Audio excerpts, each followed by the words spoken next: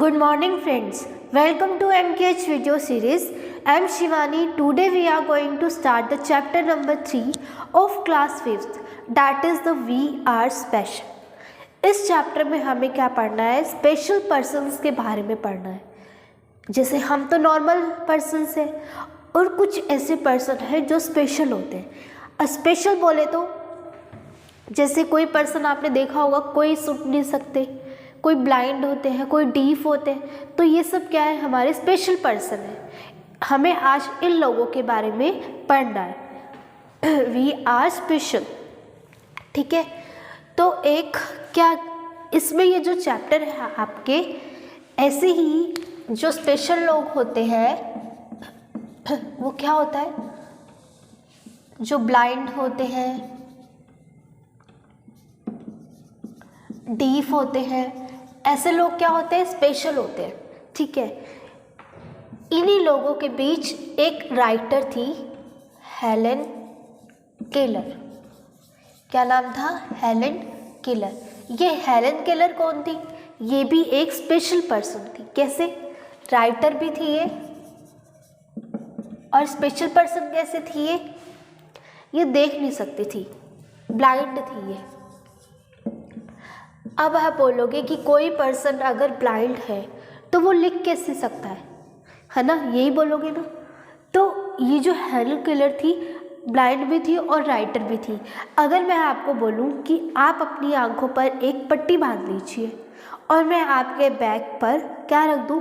Sharpener रख दूं, pencil रख दूं और इरेजर रख दूं, तो आपको मैं बोलूं कि अब आप मुझे बताओ कि मुझे हाथ बताओ कि कौन सी चीज़ें हैं, यहाँ कौन कौन सी चीज़ें रखी है। तो आप क्या करोगे? आंखों पर तो आपकी पट्टी बंधी हुई है, आप क्या करोगे? उन सबको हाथ लगा लगा कर देखोगे कि हाँ ये वाला सॉफ्ट है तो ये इरेज़र होगा, ये थोड़ा सा ऐसे नीचे की तरफ निकला हुआ है तो ये शार्पनर होगा, ये थोड़ी लंबी सी है तो ये पेंसिल होगी, है ना। इस तरह से आप आइडेंटिफाई करोगे। तो बेसिकली आपने उन चीज़ों को कैसे आइडेंटिफाई किया? आपने उनको टच करके आइडेंटिफाई किया। वैसे ही जो ब्लाइंड पर्सन होते हैं, जो अंधे लोग होते हैं, वो क्या करते हैं?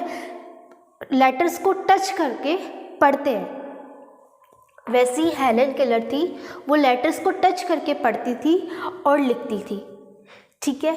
अब आप बोलोगे कि हम तो अपनी बुक में लेटर आंखें बंद करके लेटर्स को टच करें तो हमें तो पता नहीं चलता कि क्या लिखा हुआ है, ए लिखा हुआ है, बी लिखा हुआ है, सी लिखा हुआ है। तो बेसिकली जो ब्लाइंड पर्सन होते हैं, जो स्पेशल पर्सन होते हैं, उनके लिए एक अलग से क्या आती है? बुक आती है, जिसको क्या बोलते हैं? ब्रेल स्क्रिप्ट बोलते हैं। ब्रेल स्क्रिप्ट आती है जिसमें अंधे लोगों के लिए क्या होता है? लेटर्स लिखे रहते हैं, वो उनको टच करके क्या करते हैं? पता लगा लेते हैं कि कौन सा लेटर होता है। देखेंगे अभी क्या होता है। उससे पहले देखो, हेलेन केलर कौन थी? राइटर थी जो कि ब्लाइंड थी, ठीक है। और ये क्या करती थी? बाय टचिंग द लेटर्स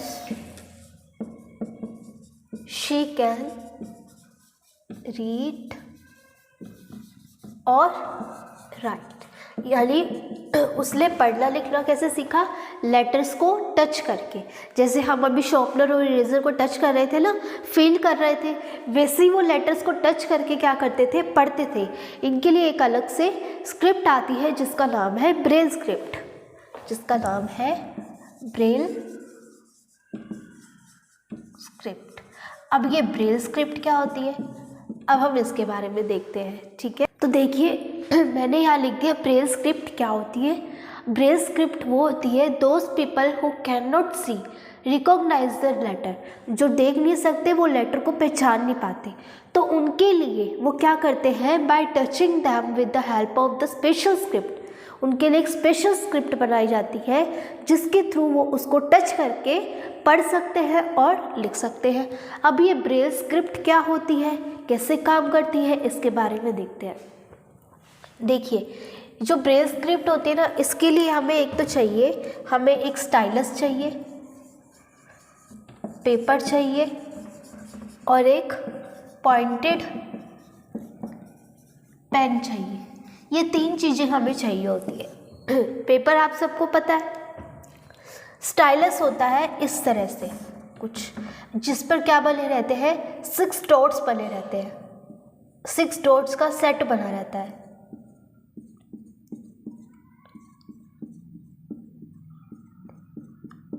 इस तरह से पूरे स्टाइलस पे डॉट्स बने रहते हैं, ठीक है। पॉइंटेड पेन क्या होता है, इस तरह से होता है।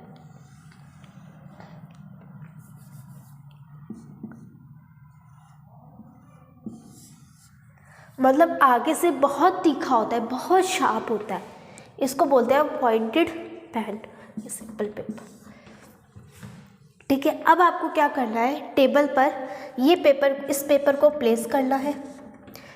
इस पेपर को प्लेस करने के बाद ये जो स्टाइलस है, इस स्टाइलस को इसके ऊपर रखना है, ठीक है। अब हमें जो भी लेटर बनाना है, ब्रेल स्क्रिप्ट में क्या होते हैं, इम्बोस्ड लेटर्स होते हैं। इम्बोस्ड मतलब क्या होता है, उभरे हुए, ठीक है, मतलब ऊपर उठे हुए लेटर्स होते हैं, इंडिकेशंस होते हैं।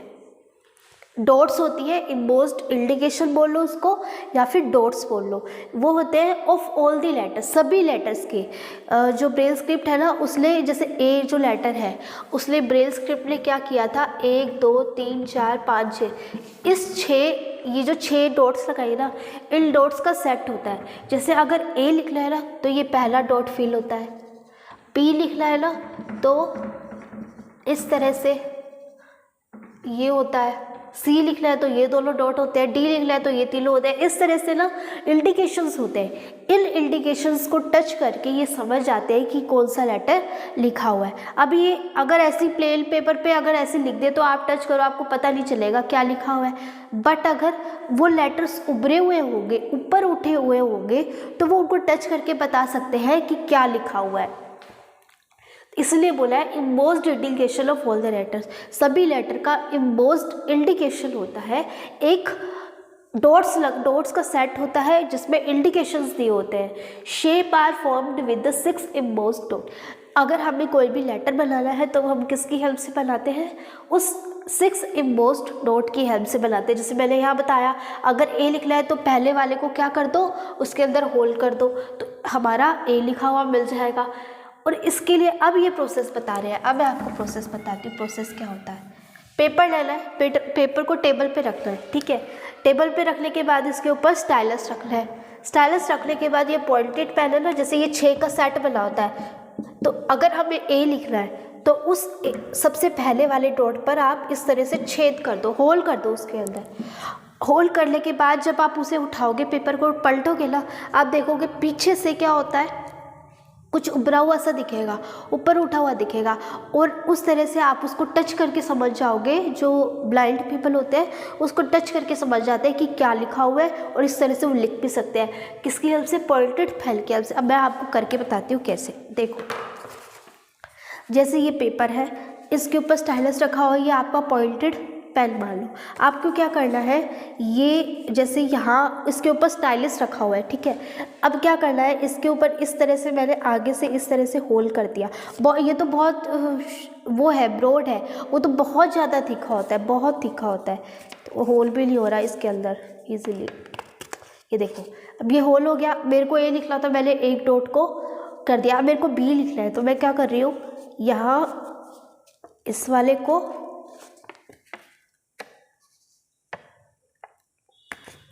और इस वाले को, इन दोनों को मैंने क्या कर दिया, होल कर दिया। अब मैंने क्या किया, इसको पलटा तो देखो मैं यहाँ टच कर रही हूँ, मेरे को ये उभरे हुए दिख रहे हैं। अब मेरे को पता चल गया कि हाँ, ये एक डॉट है, एक डॉट उभरी हुई है, इसका मतलब ये ए है। ऐसे 2 डॉट उभरी हुई है, इधर इस लाइन में 2 डॉट उभरी हुई है, इसका मतलब बी है। अगर इस लाइन में 2 डॉट उभरी होती तो क्या होता, सी होता। अब ये आप ना अपनी कॉपी में ट्राई करके देखो, हो सकता है आपको कैमरे में इतना अच्छे से समझ में नहीं आए, लेकिन जब आप खुद से टच करके देखोगे ना, तब आपको बहुत अच्छे से समझ में आएगा। तो आप अभी करो, वीडियो पॉज करो और खुद करके देखो। पीस ऑफ पेपर लो, उसमें इस तरह से होल करो और पीछे टच करके देखो, क्या आपको दिख रहा है उभरा हुआ, क्या आपको इम्बोस्ड फील हो रहा है? तो आपको ऑब्वियस सी बात है, होगा ही होगा। तो इस तरह से जो ब्लाइंड पीपल थे वो क्या करते थे, अपना रीडिंग और राइटिंग करते थे। देखो स्केल इज प्लेस्ड, ये स्केल का नाम क्या है, स्टाइलस को ही इन्होंने स्केल बोला है। उस स्केल को किसके ऊपर रखते थे, पेपर के ऊपर रखते थे और पॉइंटेड पेन की हेल्प से क्या करते थे, उसके अंदर होल करते थे, उसके अंदर पंच करते थे। जब वो पंच करेंगे और फिर पेपर को स्टाइलस से बाहर निकालेंगे तो और उस पेपर को बैक करेंगे, पीछे की तरफ मोड़ेंगे तो उसको टच करके देखेंगे तो हमें वो एम्बोस्ड दिखेगा, उभरा हुआ दिखेगा। इसका मतलब जो उभरा हुआ दिख रहा है, जो डॉट हमें उभरी हुई दिख रही है, जितनी डॉट हमें उभरी हुई दिख रही है वो उस लेटर का क्या है, इंडिकेशन है। अब डिफरेंट लेटर्स के डिफरेंट इंडिकेशन होते हैं। इनके लिए जो ब्लाइंड पीपल होते हैं उनको स्पेशल ट्रेनिंग दी जाती है। जैसे हमें A for apple, B for ball, C for cat ये पढ़ाया जाता है ना, उसी तरह ब्लाइंड पीपल को बताया जाता है कि आपको अगर A फॉर एप्पल लिखना है, अगर आपको A फॉर एप्पल लिखना है तो आपको एक डॉट को फिल करना होगा। अगर आपको B फॉर बॉल लिखना है तो आपको क्या करना होगा, इस डॉट को फिल करना होगा। इस तरह से आप उनको ट्रेनिंग दी जाती है, स्पेशल ट्रेनिंग दी जाती है। मतलब हमसे वो ज़्यादा एडवांस होते हैं क्योंकि उनको ABCD भी आती है और ब्रेल स्क्रिप्ट भी आती है ना। तो इस तरह से वो कर सकते हैं, राइटिंग भी कर सकते हैं और रीड भी कर सकते हैं। अब देखो ये जो ब्रेल स्क्रिप्ट है ये दे किसने, इसके पीछे हिस्ट्री क्या है, अब हम उसके बारे में समझते हैं। आपको ये तो अच्छे से समझ में आ गया होगा कि स्टाइलस क्या होता है, पॉइंटेड पेन क्या होता है, रेज डॉट का मतलब क्या होता है, ठीक है, होल उसके अंदर कैसे करते हैं। अभी मैंने आपको बहुत अच्छे से एक्सपेरिमेंट करके बताया, फिर भी आपको समझ में नहीं आया तो एक बार आप उससे ट्राई कर सकते हो। अब हम इसकी हिस्ट्री देखते हैं कि ब्रेल स्क्रिप्ट की हिस्ट्री क्या थी। चलिए देखते हैं अब इन्वेंशन ऑफ ब्रेल स्क्रिप्ट, मतलब ब्रेल स्क्रिप्ट को किसने इन्वेंट किया था।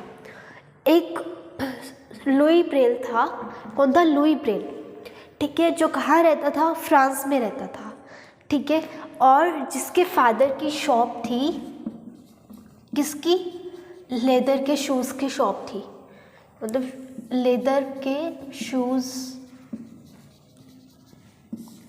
मतलब शूज़ बेचता नहीं था, जो लेदर के शूज़ जो होते थे ना उसमें होल जो करते हैं, होल करने की शॉप थी,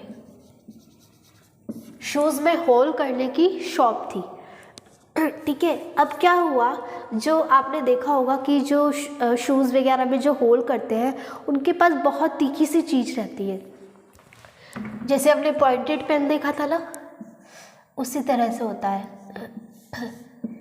इस चीज़ की हेल्प से वो क्या करते हैं, शूज़ में होल करते, देख लो अब इतना तीखा होता है कि वो शूज़ में भी क्या कर देता है, होल कर देता है। तो उसके पापा यहाँ काम करते थे, उनकी खुद की शॉप थी। अब ये जो लुई ब्रेल था ये तो बच्चा था, ठीक है। अब इसके पापा ने इसको बहुत बार मना किया कि मेरी शॉप में मत जाया करो, वहाँ टूल्स रखे हुए हैं, अगर लग गई तो प्रॉब्लम हो जाएगी। इसने क्या किया, इसने माना नहीं, ये माना नहीं, और ये क्या किया, छुपके से अपने पापा की शॉप पे चला गया और वहाँ टूल्स थे उससे खेलने लग गया। अब ये बोलता है कि मैं भी ना शूज़ में होल करके देखता हूँ, मेरे से होता है या नहीं। तो वो जब शूज़ में होल करने लगा ना तो उसके हाथ से, बच्चा था, उसके हाथ से वो जो टूल था, ये वाला जो टूल था वो क्या हो गया, स्लिप हो गया, और स्लिप होकर उसकी आँख में लग गई, मतलब उसके आँख में जा गिरा। अब जब इतना तीखा टूल आपकी आँख में लगेगा तो क्या होगा, ऑब्वियस सी बात है, आँख काम करना बंद कर देगी, काम करना बंद कर देगी, है ना। तो उसके साथ भी ये हुआ था, उसको बहुत पेन हुआ था, इतना ज़्यादा पेन हुआ था, चिल्लाने लग गया था, रोने लग गया था। फिर उसके सारे घर वाले इकट्ठे हो गए, उसके सारे घर वालों ने क्या किया, उसको एक पास के हॉस्पिटल में ले गए, हर्बल हॉस्पिटल में लेके गए, ठीक है। तो वो आयुर्वेदिक औषधियों वाला डॉक्टर था, उसने क्या किया कि सिंपल सी उसके आँख पे पट्टी बांध दी और दवाई दे दी, ठीक है, और वो बोला कि सही हो जाएगा 1 महीने में या 10 दिन में ठीक हो जाएगा। अब क्या हुआ, अब उन्होंने सोचा कि हाँ चलो भाई ठीक हो जाएगा, बट उन्होंने फिर डॉक्टर को भी नहीं दिखाया। अब जैसे जैसे टाइम आगे बढ़ता गया ना तो वो उसके आँख में जो इन्फेक्शन था, वो डॉक्टर इतना अच्छा तो था नहीं, अब उसके आँख में जो इन्फेक्शन हुआ था ना वो बढ़ता गया। अब इस आँख से दूसरी आँख में भी इन्फेक्शन चला गया और उसको दिखना बंद हो गया, मतलब परमानेंटली वो क्या हो गया, ब्लाइंड हो गया। उसको जब इन्फेक्शन बढ़ता चला जाता है ना तो अगर हम डॉक्टर को टाइम पे इलाज नहीं कराएंगे तो क्या होगा, वो चीज़ हमारी परमानेंट ख़त्म हो जाएगी। इसलिए हमें डॉक्टर से टाइम टू टाइम इलाज कराना चाहिए। तो उसने टाइम टू टाइम इलाज नहीं करवाया और क्या होगा, उसका इन्फेक्शन बढ़ गया और वो क्या हो गया, परमानेंटली ब्लाइंड हो गया। अब वो परमानेंटली ब्लाइंड हो गया। वो स्टूडेंट था, अब उसको पढ़ना था। अब वो पढ़ नहीं सकता था क्योंकि अंधा हो गया। अब अंधे कैसे पढ़ेंगे, है ना। तो फिर उसके मम्मी पापा ने क्या किया, उसको एक अंधों के स्कूल में भेज दिया, जो ब्लाइंड पीपल्स जहाँ रहते हैं, ब्लाइंड स्टूडेंट के स्कूल में भेज दिया। अब उस स्कूल में भेजने के बाद उसके स्कूल में एक कैप्टन आए, आर्मी कैप्टन आए।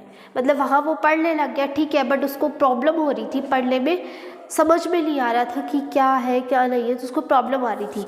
तो उसके स्कूल में एक आर्मी ऑफिसर आया, आर्मी कैप्टन आया। उस आर्मी कैप्टन ने क्या कहा, स्कूल को एडवाइस दी कि आप एक ऐसा सिस्टम बनाओ जिससे 12 डोर, उसने क्या कहा था, 12 डोर्स का एक सिस्टम लाओ, 4 6 7 8 9 10 11 12 12 डॉट का सिस्टम बनाओ और उसमें क्या कर दो, इंडिकेशन दे दो कि अगर ये वाला इंडिकेशन होगा तो वो ए होगा, अगर इस तरह से इंडिकेशन होगा तो वो बी होगा, जो हमने ब्रेल स्क्रिप्ट में पढ़ा था ना उसी तरह से। इसलिए ये बोल दिया। अब स्कूल वालों ने वो अप्लाई भी कर दिया, बट जो लुई ब्रेल था उसको बहुत प्रॉब्लम आ रही थी। वो बोल रहा था कि अगर मैं ऐसे पढ़ूंगा तो क्या होगा, मेरे को बहुत टाइम लगेगा, बहुत ज़्यादा मेहनत लगेगी सीखने में, है ना, बहुत टाइम कंज्यूमिंग है, तो 12 डॉट्स का तो बहुत ज़्यादा हो गया। तो उसने अपने आप से ही दिमाग लगाकर रिसर्च कर क्या किया, इस 12 डॉट वाले सिस्टम को 6 डॉट में चेंज कर दिया। मतलब अब जो लोग पढ़ते हैं वो 12 डॉट्स को नहीं बल्कि 6 डॉट को पढ़ते हैं, जो कि क्या है, इजी है। तो अब 12 डॉट्स वाला जो सिस्टम था वो किस में कन्वर्ट हो गया, 6 डॉट वाले सिस्टम में कन्वर्ट हो गया। जब 6 डॉट वाले सिस्टम में कन्वर्ट हो गया तो उसको इजी हो गया पढ़ना, सारे स्टूडेंट्स को इजी हो गया पढ़ना। तो इसलिए ये जो स्क्रिप्ट जो बनाई थी उसको नाम क्या दे दिया, ब्रेल स्क्रिप्ट दे दिया, क्योंकि वो किसने बनाई थी, लुई ब्रेल ने बनाई थी, इसलिए उस स्क्रिप्ट को नाम क्या, इसलिए उस स्क्रिप्ट का नाम क्या है, ब्रेल स्क्रिप्ट है। ये समझ में आई, स्टोरी समझ में आई, ठीक है। तो ये हमारी स्टोरी थी लुई ब्रेल की। अब हम नेक्स्ट देखते हैं, कुछ पीपल ऐसे होते हैं, अब ये तो हमने देख लिया जो अंधे होते हैं, जो ब्लाइंड होते हैं वो कैसे पढ़ते हैं। कुछ ऐसे पर्सन्स होते हैं जो जिनको सुनाई भी नहीं देता, डीफ होते हैं वो, और जो बोल भी नहीं सकते, तो उनके लिए कौन सी सिस्टम है, वो कैसे पढ़ते हैं। अब हम उन पीपल्स के बारे में डिस्कस करते हैं।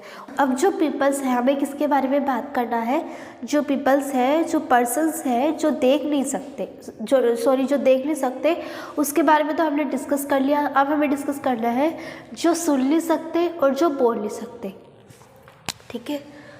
तो जैसे कि आपने कई बार देखा होगा कि अगर आपकी जो मैम है वो आपको बोलती है कि बुक ओपन करो, तो बेसिकली वो आपको क्या इशारा करती है कि बुक ओपन करो।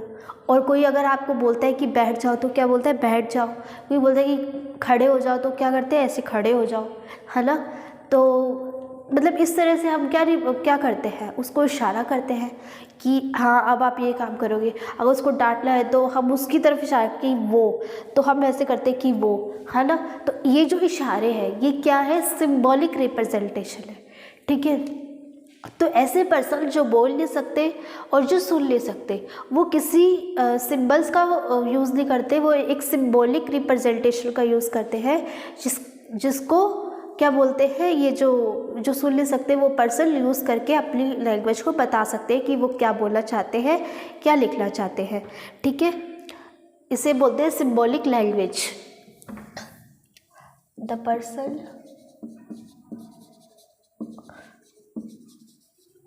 who cannot speak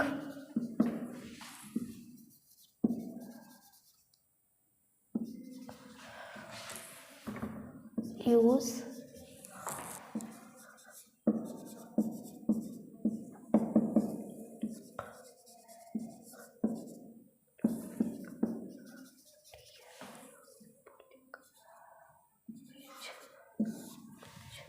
ठीक है। जो पर्सन बोल भी नहीं सकते और सुन भी नहीं सकते वो क्या यूज़ करते हैं, एक लैंग्वेज यूज़ करते हैं। उस लैंग्वेज का नाम क्या है, सिंबॉलिक लैंग्वेज, ठीक है। तो इसके लिए कुछ सिंबॉलिक आते हैं, जैसे जो देख नहीं सकते थे, जो ब्लाइंड पर्सन्स थे, उनके लिए रिप्रेजेंटेशन क्या थी, डॉट्स रिप्रेजेंटेशन थी, ब्रेल स्क्रिप्ट थी। वैसे ही जो सुन नहीं सकते हो, जो बोल नहीं सकते ना, उनके लिए भी एक रिप्रेजेंटेशन थी जिसका नाम था सिंबॉलिक लैंग्वेज। जैसे अगर उनको ए बताना है, उनको ABCD में क्या पढ़ाया जाता था, A फॉर एप्पल की जगह उनको बताया जाता था कि A फॉर एप्पल है तो इस तरह से होगा, अगर B फॉर बॉल है तो वो इस तरह से होगा, C है तो इस तरह से होगा। ठीक है, तो उनको इस तरह से समझाया जाता था कि अगर आपको A फॉर एप्पल बोलना है तो आपको इशारा क्या करना होगा, आपको इशारा करना होगा इसका, और अगर आपको B फॉर बॉल बोलना है तो आपको करना होगा इस तरह से। ठीक है, तो ये कुछ रिप्रेजेंटेशन थी जो इन स्पेशल पर्सन को सिखाया जाता है। अगर जैसे मैं आपको बोलूँ कि बॉय बोलना है तो आप कैसे बोलोगे, आपके बुक में सिंबॉलिक रिप्रेजेंटेशन दी होगी, सिंबॉलिक लैंग्वेज दी होगी, उसको देखो, उस चार्ट को देखो और देखो बॉय को कैसे बोलोगे। बी को कैसे था, इस तरह से दे रखा होगा आपकी बुक में बी को, तो आप बोलोगे BO और Y, इस तरह से बोलोगे। ठीक है, तो आपने क्या बोला अभी, BOY, BO और Y। ठीक है, इस तरह से। अगर आपको अपना नेम बोलना है तो आप अपना नेम कैसे बोलोगे, तो वो भी आप अपना नेम ट्राई करके देखना कि कैसे बोला जाता है। ठीक है, तो ये हो गया हमारा उन पर्सन्स के बारे में। अब हम आगे और पर्सन के बारे में डिस्कस करते हैं कि ऐसे पर्सन जो मतलब जिनकी पूरी बॉडी तो ठीक है लेकिन उनका अपनी बॉडी पर उनका अपने माइंड पर कंट्रोल नहीं होता। मतलब कि जैसे मान लो अगर आपको ये मार्कर उठाना है, ये मार्कर यहाँ पड़ा है यहाँ, ठीक है, अगर आपको ये मार्कर उठाना है तो आप उठा नहीं पाओगे। मतलब आपका माइंड जो है अपने कोई भी काम जो करते हैं, काम क्यों कर पाते हैं, क्योंकि अपना जो माइंड है वो क्या देता है, ऑर्डर देता है किसको, हमारे हाथ को, कि हाथ जाकर उसको उठाओ। तो वो ऑर्डर जो दे रहा है वो बिल्कुल कम सेकंड में हो रहा है, 1 सेकंड से भी कम टाइम लग रहा है उसको होने में। इसलिए फटाफट से हमारे माइंड में और माइंड से ऑर्डर जाता है हाथ में और हमारा हाथ वो काम करता है। जब माइंड से ऑर्डर ही नहीं जाएगा, जब माइंड से हमारे हाथ में ऑर्डर ही नहीं जाएगा तो वो हाथ काम कैसे करेगा। मतलब हम दिख तो पूरी बिल्कुल सही रहे हैं, कोई कमी नहीं है, हमें दिख भी रहा है, हमें सुन भी रहा है, हम बोल भी पा रहे हैं, सब कुछ सही हो रहा है, बट जो हमारा जो ऐसे पर्सन्स का माइंड पर कंट्रोल नहीं होता, ऐसे स्पेशल पर्सन का माइंड पर कंट्रोल नहीं होता, उनसे एक पानी का ग्लास भी नहीं उठाया जाता। मतलब अगर वो पानी का ग्लास उठाएंगे ना तो उसे उठाया नहीं जाएगा। मान लो यहाँ पानी का ग्लास रखा हुआ है, अगर उनको बोले कि पानी का ग्लास उठा दो, ठीक है, अगर वो अपना हाथ वहाँ ले भी जाएंगे, उस ग्लास के पास ले भी जाएंगे, तो भी वो उसको नहीं उठा पाएंगे। क्यों नहीं उठा पाएंगे, क्योंकि उनको उनके माइंड से उनको ऑर्डर ही नहीं मिल रहा कि ग्लास उठाओ। जब तक ऑर्डर नहीं मिलेगा वो ग्लास कैसे उठाएगा, है ना। तो ऐसे पर्सन को जो डिजीज़ होती है उसको बोलते हैं, उसको क्या बोलते हैं, cerebral disease, cerebral disease, cerebral palsy, cerebral palsy, उसको बोलते हैं सेरेब्रल पॉल्सी। ये डिजीज़ होती है उन पर्सन्स को। क्या होता है, इनका माइंड पर कंट्रोल नहीं होता, ठीक है।